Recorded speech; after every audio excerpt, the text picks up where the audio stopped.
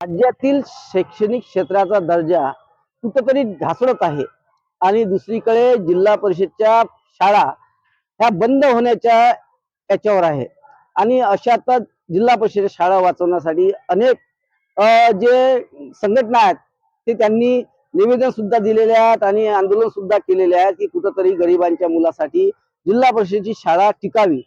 आणि दुसरीकडे आपण बघतो आहोत की दुसरीकडे खाजगीकरण, शिक्षणाचं खाजगीकरण आणि अनेक कॉन्व्हेंट आणि खाजगी शाळा ह्या तयार झालेल्या आहेत, मोठमोठे डोनेशन घेत येतात आणि विद्यार्थी घडवण्याच्या नावावर कुठेतरी त्यांच्यासोबत फसवणूक होतो आहे आणि अनेक जे पालक आहेत त्या पालकांना अनेक रुपयांची डोनेशन देऊन त्यांचं शिक्षण त्यांना द्यावं लागतो आणि यामध्ये गरीब मुलांचं कुठेतरी नुकसान होतं। त्यामुळे जिल्हा परिषद शाळेमध्ये टाकावा लागतो। पण अशीच गव्हर्नमेंटची जे जिल्हा परिषदची शाळा आणि दुसरीकडे प्राथमिक शाळा, त्या प्राथमिक शाळा अशी आहे अमरावती जिल्ह्यातली की त्या शाळेमध्ये विद्यार्थी ऍडमिशन साठी रांगेमध्ये लागतो आणि त्याच्यामध्ये सुद्धा त्यांचेवाले ऍडमिशन होत नाही आणि या मागच्या वर्षी सुद्धा 100 विद्यार्थी हे वेटिंग लिस्ट मध्ये राहिलेले आहेत।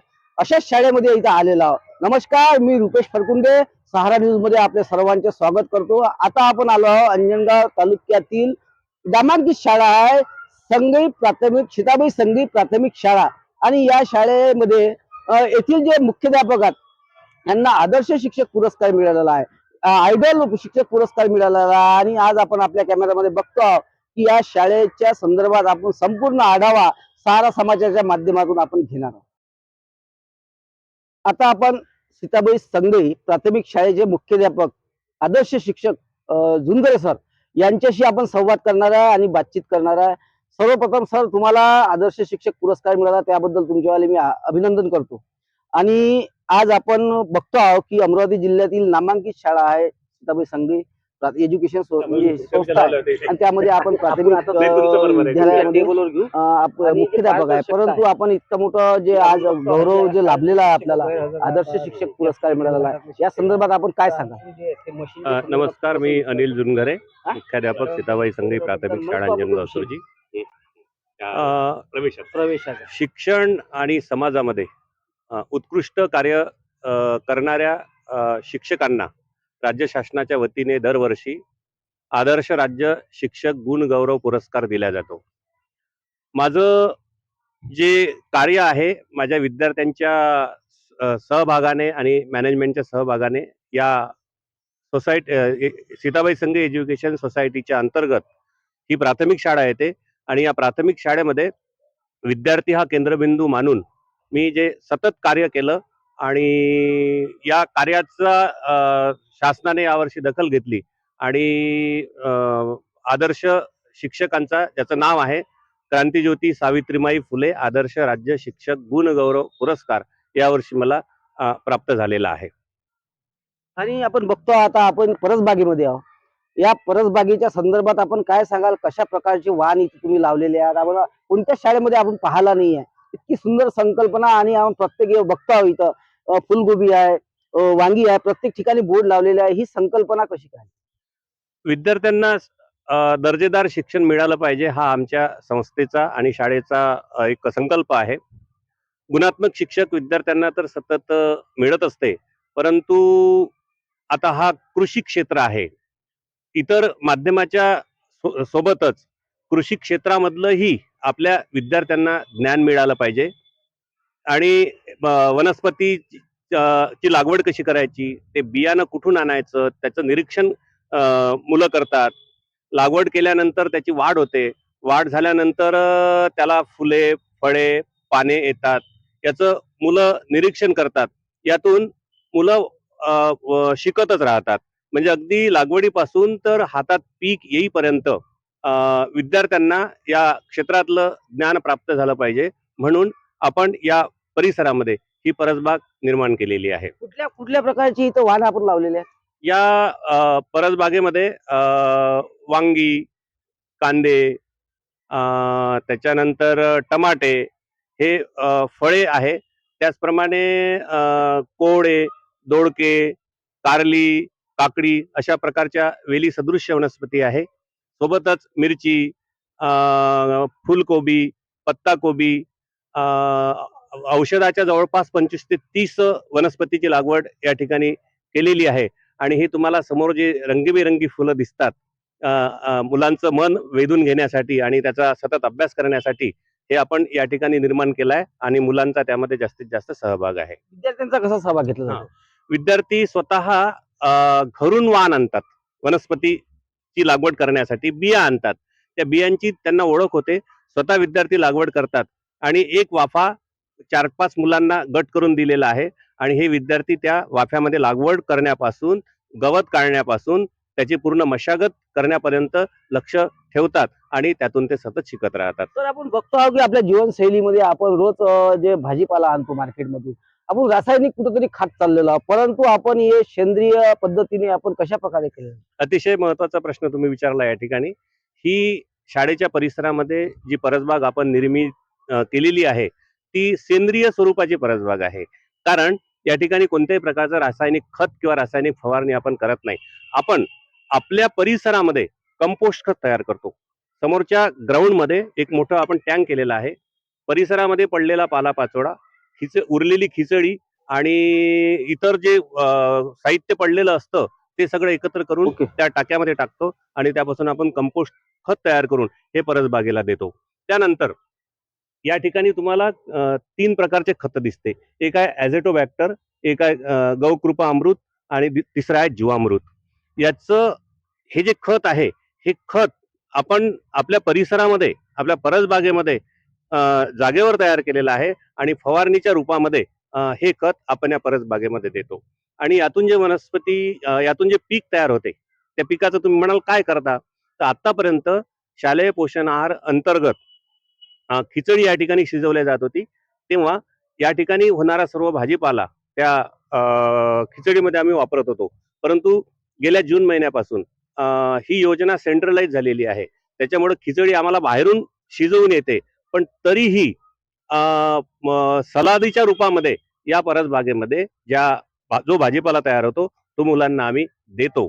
आणि यातून जो भव्य स्वरूपामध्ये भाजीपाला तयार होतो, मग त्याचं काय करायचं? जास्त तयार झालेला माल त्याचा आम्ही स्टॉल मांडतो, रोडवर स्टॉल मांडतो, बाहेर गेटच्या बाहेर. आणि गावातले लोक येतात, भाजीपाला घेऊन जातात, आमचे पालक येतात, पैसे देऊन भाजीपाला घेऊन जातात आणि त्यापासून जो पैसा आम्हाला मिळतो तो पुन्हा परसबागेमध्ये लावतो आणि त्याचा हिशेब हे छोटे छोटे विद्यार्थी ठेवतात आणि त्यांना हा आर्थिक व्यवहार देखील यातून समजतो. संस्थेमध्ये आपल्याला कुठल्याच शाळेमध्ये आपल्याला हे पाहायला मिळणार नाही आहे, परंतु त्यांना ती आवड आहे आणि त्यामुळेच त्यांचा आज कुठेतरी आदर्श शिक्षक पुरस्कार मिळाला. तुम्हाला तर काय राज्य शासनाचा पुरस्कार मिळाला, कसं वाटतं तुम्हाला? राज्य पुरस्कार मिळणं ही अतिशय एक समाधानाची बाब आहे. अगदी माझे शेवटचे 2 वर्ष बाकी राहिलेले आहे आणि अंतिम क्षणामध्ये मला गव्हर्नमेंटने हा पुरस्कार दिलेला आहे. त्याच्यासोबतच गव्हर्नमेंटची एक धारणा चांगली आहे. विद्यार्थ्यांना दर्जेदार आणि गुणवत्तापूर्वक शिक्षण मिळालं पाहिजे. ही संस्थेची ही शासनाची धोरण असते. हे उद्दिष्ट पूर्ण करण्यासाठी शासन काय करतं, की जे शिक्षक संपूर्ण आपलं आयुष्य शाळा आणि विद्यार्थ्यांसाठी समर्पित करतात, अशा शिक्षकांचा शोध सरकार घेतं आणि त्यांच्या अनुभवाचा शाळेला, शिक्षकांना आणि पालक, विद्यार्थी या सर्वांना महाराष्ट्रभर उपयोग झाला पाहिजे, अशा शिक्षकांचीही सरकार निवड करते. त्याला यावर्षी एक नवीन संकल्पना सरकारने तयार केलेली आहे आणि याला आयडॉल टीचर असं नाव दिलेलं आहे. आयडॉल टीचर जे आपल्याला पुरस्कार मिळाला, आयडॉल शिक्षक पुरस्कार आपल्याला मिळाला, पण आयडॉल शिक्षक पुरस्कार नेमकं काय आहे? अजून इकडल्या लोकांना समजलं नाहीये, परंतु शहरामध्ये असेल, परंतु आपल्या ग्रामीण भागातील शिक्षकांना काहीच माहित नाही आयडॉल शिक्षक म्हणजे काय सांगाल? ज्या शिक्षकांकडे काही नवीन नवीन युक्त्या असतात, विद्यार्थ्यांच्या सर्वांगीण विकासासाठी नवीन नवीन आयडिया असतात, ते शिक्षक त्या शाळेपुरता त्याचा उपयोग करतो. परंतु सरकारचं धोरण असं आहे की नवनवीन ज्या गोष्टी आहे की ज्यावर विद्यार्थी केंद्रबिंदू मानून त्याचा सर्वांगीण विकास केला जातो, अशा सर्व शिक्षकांना महाराष्ट्र शासनाने एकत्र केलेला आहे आणि त्यांचा अनुभव जो आहे त्या अनुभवाचा राज्यातील अन्य शाळांना, अन्य शिक्षकांना, विद्यार्थ्यांनी, पालकांना उपयोग होण्यासाठी ह्या शिक्षकांची निवड करून त्यांची एक समिती तयार केली आणि राज्यभर हे शिक्षक शिक्षणाची जी गंगा आहे ती घरोघरी पोहोचली पाहिजे, यासाठी शासनाला सहकार्य करणार आहे. तर आपण कुठल्या कुठल्या शासनाच्या उपक्रमामध्ये सहभागी झाले आहात? नुकतंच प्रधानमंत्री पोषण शक्ती निर्माण योजनेअंतर्गत ही परसबाग या ठिकाणी जी तयार झालेली आहे, ही एक शासकीयच उपक्रम आहे. दरवर्षी आपण ही परसबाग साधारणतः गेल्या 12 ते 13 वर्षापासून तयार करत आहे. मागच्या वर्षी या परसबागेला सरकारच्या योजनेअंतर्गत जी परसबाग तयार झालेली आहे, मागच्या वर्षी प्रथम क्रमांक आला होता तालुक्यातून, यावर्षी प्रथम क्रमांक आलेला आहे. जिल्ह्याची टीम येऊन गेलेली आहे, याचा रिझल्ट यायचा आहे. त्यानंतर मुख्यमंत्री माझी शाळा सुंदर शाळा टप्पा क्रमांक 1 यामध्येही आम्ही आमच्या शाळेने भाग घेतला होता. त्यातून तालुक्यातून 2 लाखाचं पारितोषिक पहिल्या टप्प्यामध्ये आम्हाला प्राप्त झालेलं आहे. त्यानंतर प्रधानमंत्री पोषण शक्ती निर्माण योजनेअंतर्गत एक सरकार पाककृती स्पर्धा घेत असते. यामध्ये देखील आपण दरवर्षी भाग घेतो. दरवर्षी कोणता ना कोणता नंबर आपला येत असतो आणि गेल्या मागच्या वर्षी देखील पाककृती स्पर्धेमध्ये दुसरा क्रमांक आला. त्याच्या आदल्या वर्षी प्रथम क्रमांक आला. हे नंबरची आपली जी प्रक्रिया आहे ही सतत चालू असते. त्याचप्रमाणे मॅथ मॅजिक एक्झिबिशन, सोबतच global warming exhibition, save water प्रदर्शनी, विज्ञान जत्रा, अशा प्रकारच्या विविध स्वरूपाच्या शासनाच्या ज्या योजना आहे त्याचा प्रचार आणि प्रसार व्हावा, यासाठी आपण आपल्या परिसरामध्ये आपल्या शाळेमध्ये त्या गोष्टीचं आयोजन करतो आणि विद्यार्थ्यांपर्यंत ती माहिती पोहोचवण्याचा प्रयत्न करतो. नुकतंच सरांनी सांगितलं आणि आपण बघतो आहोत की संगई प्राथमिक शाळेची मुलगी आहे आणि हिनं आताच नॅशनल अवॉर्ड तिनं प्राप्त केलेला आहे आणि त्या संदर्भात आपण तिची पण मुलाखत घेऊ. काय कुठला तुला अवॉर्ड मिळाला आहे, कशामध्ये? मला नॅशनल नॅशनल मध्ये 3रा क्रमांक आला आणि 4 पॉइंट होते. काय सांगाल सर या संदर्भात? आपण आपल्या विद्यार्थ्यांना एक प्रत्येक आपला विद्यार्थी स्पर्धेमध्ये टिकला पाहिजे, त्यासाठी वेगवेगळ्या कॉम्पिटिशनमध्ये यांना आपण सहभागी करून देत असतो. IMOI इंटरनॅशनल मॅथमॅटिक ऑलिम्पियाड ह्या स्पर्धेमध्ये दरवर्षी आपण विद्यार्थी बसवत असतो आणि दरवर्षी विद्यार्थ्यांना गोल्ड मेडल मिळतात. याही वर्षी आता सध्या निकाल लागलेला आहे. 16 विद्यार्थी गोल्ड मेडलिस्ट आपल्या प्राथमिक शाळेमधून ठरलेले आहे. त्यानंतर ही चेसची स्पर्धा आहे.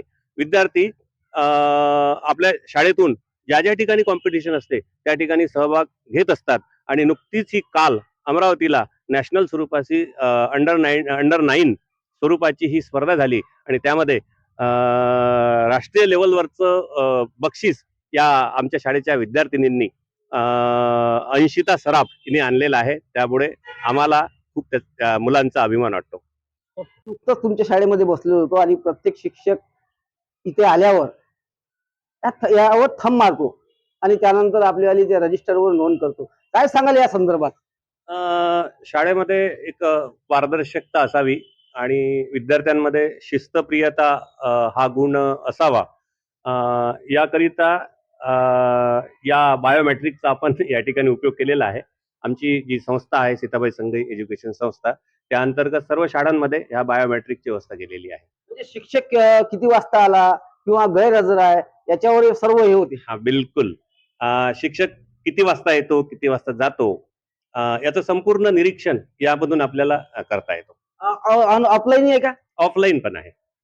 शिक्षकांचं मस्टर या ठिकाणी आहे आणि बायोमेट्रिक पण आहे. आपण बघतो की मेलघाटातील शाळेतील शिक्षक मस्टरवर साईन मारल्यावर 2-2, 3-3 दिवस तिथं गैर राहतो आणि 2 शिक्षक आपली पूर्ण शाळा सांभाळतो आणि 2-3 शिक्षक आठवडाभर गायब राहतो आणि त्याच्यानंतर ते असं अल्टरनेट चालू राहते. परंतु ती पारदर्शकता असते अशी जिल्हा परिषदेने सुद्धा लाभावी आणि अनेक संस्थांनी लाभावी. कारण जेणेकरून म्हणजे ते जे नोकरी करत असताना आपण किती वेळ द्यायला पाहिजे आणि आपल्याला नोकरी प्रामाणिकपणे व्हावी यासाठी पूर्ण पारदर्शकता आपण या शाळेमध्ये पाहायला मिळाली आहे.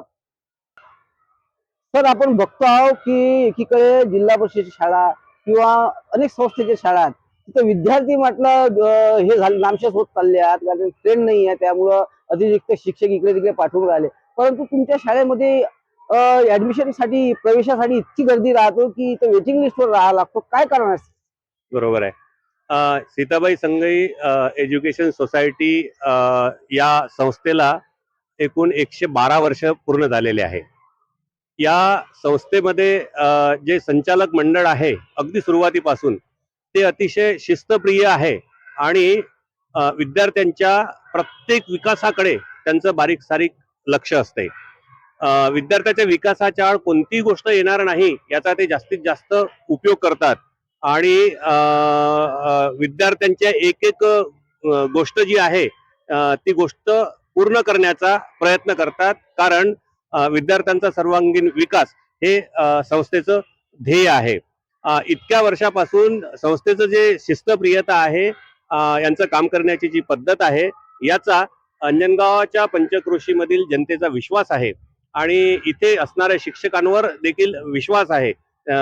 त्यामुळे विद्यार्थ्यांची संख्या या ठिकाणी कमी होतच नाही, परंतु दिवसेंदिवस पटसंख्या ही इतकी जास्त असते की आम्हाला नाईलाजानं ती संख्या वाढवावी लागते परवानगी घेऊन. आणि आमच्यावर संस्थेवर जनतेचा विश्वास असल्यामुळे ऍडमिशनची गर्दी या ठिकाणी होते. मला वाटते मागील वर्षी 100 विद्यार्थी ऍडमिशनच्या प्रतीक्षेत राहिले. दरवर्षी आपण विद्यार्थी संख्या प्रवेशाकरता जास्त येत असल्यामुळे आपण लकी ड्रॉ ही पद्धत वापरतो. लकी ड्रॉ मध्ये जेवढ्या विद्यार्थ्यांना इच्छा आहे ऍडमिशन घ्यायची तेवढे फॉर्म भरून घेतो. मागच्या वर्षी तर रेकॉर्ड झालं, अर्ज भरलेल्या विद्यार्थ्यांपैकी फक्त पहिलीसाठी 100 विद्यार्थ्यांचे अर्ज आपल्याला जसेच्या तसेच ठेवावे लागले, कारण संख्या इतकी आपण घेऊ शकत नसल्यामुळे इतक्या लोकांना प्रवेश आपण देऊ शकला नाही. आणि तरीही आपल्याकडे वर्ग 1 ते 4 ही प्राथमिक शाळा आहे आणि एकूण इथली पटसंख्या आजच्या वर्षी 714 विद्यार्थी आहे. बघतो सर आपण की आता जिल्हा परिषद शाळेमध्ये 15 या 20 विद्यार्थी एक शिक्षक शिकून राहिला आणि त्यामध्ये 1 ते 4थ्या वर्गापर्यंत एकाच क्लासरूम मध्ये शिकून राहिले, 1 व 2 शिक्षक मिळून राहिले. काय अवस्था असेल, काय सांगायला असं? विद्यार्थी संख्या जरी आपल्या शाळेमध्ये जास्त असली तरी विद्यार्थ्यांच्याकडे आमच्याकडून कोणत्याही प्रकारचं दुर्लक्ष होत नाही. प्रत्येक शिक्षक प्रत्येक वेळेला 1 मिनिटही वाया जाऊ न देता त्याचा सदुपयोग करून विद्यार्थ्यांना शिकवतात. आता दुपारचे वर्ग सुरू झाले, आता इकडे बघा तुम्ही, सकाळची शाळा चालू आहे, दुपारचे वर्ग सुरू झाले. दुपारचे वर्ग आता शिक्षक वेळेवर येतात आणि आपल्या विद्यार्थ्यांना घेऊन बसतात, कारण बाकीच्या वर्गातल्या विद्यार्थ्यांना त्रास झाला पाहिजे नाही आणि यांचंही रिकाम्या वेळेमध्ये काही ना काही ऍक्टिव्हिटी सुरू असली पाहिजे, अशी एक वळण या परिसरामध्ये लागलेलं आहे. नुकतीच सरांची मुलाखत घेतलेली आहे आणि अमरावती जिल्ह्यातील नामांकित संस्था आहे. अमरावती जिल्ह्यात अशी संस्था आपल्याला पाहायला मिळणार नाही आहे, कारण अंजनगाव तालुका असो या अचलपूर तालुका असो या तालुक्यातील जे सीताबाई संगीत प्राथमिक शाळा आहे, बाकीच्याही संस्था आहेत, परंतु यामध्ये विद्यार्थ्यांच्या भवितव्य घडवण्यासाठी पालकांना या शाळेमध्ये आजूबाजूच्या परिसरातील खेड्यातील विद्यार्थी कॉन्व्हेंट मध्ये न जाता त्यांचा एक विश्वास आहे की या संगई शाळेमध्ये आपला विद्यार्थी घडला जातो आणि यासाठी ते तारेवरची कसरत करतात आणि त्यामध्ये आपल्याला ऍडमिशन व्हावी आणि आपल्याला अर्ज दाखल व्हावा यासाठी ते तारेवरची कसरत करतात आणि ऍडमिशनच्या चळवळीमध्ये राहतात. परंतु विद्यार्थ्यांची पटसंख्या इतकी मोठी आहे, इतक्या मोठी पटसंख्या असल्यावरही विद्यार्थ्यावर चांगले शिक्षण आणि दर्जेदार शिक्षण मिळून त्यांना अनेक पुरस्कार प्राप्त होतो आणि विद्यार्थी घडून आणि त्यांची वाले निकालाची जी टक्केवारी आहे खूप मोठ्या प्रमाणात आहे आणि विद्यार्थी घडला जातो, ह्या विश्वास आजही या संघ शाळेनं कायम ठेवलेला आहे. त्यासाठीच आज आपण येथील जे आदर्श शिक्षक पुरस्कार सर झुंजरे सर यांची मुलाखत घेतली आहे. संपूर्ण सीताबाई संघ संस्थेविषयी संपूर्ण माहिती आपण जाणून घेतलेली आहे आणि असेच आपल्या मुलाखता सारा समाजाच्या माध्यमातून देत आहे. सारा समाजाचे निलेश भालेराव सर, रुपेश फळकुंडे, अमरावती.